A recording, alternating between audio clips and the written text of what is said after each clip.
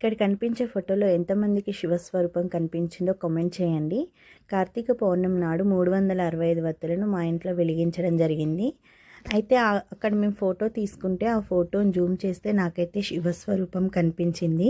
ఈ మహాద్భుతాన్ని మీతో పంచుకోవాలని ఈ వీడియో చేస్తున్నాను.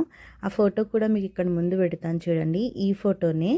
అయితే నేను కార్తీక పౌర్ణమి రోజు దీపం వెలిగించే ముందు అరుణాచల శివయ్యను మనసులో స్మరించుకుంటూ దీపం వెలిగించాను.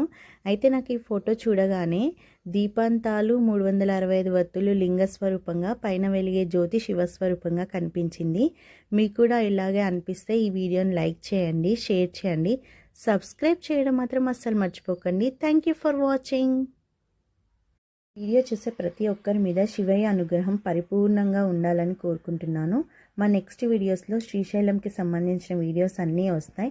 మా ఛానల్ని సబ్స్క్రైబ్ చేసుకొని అన్ని వీడియోస్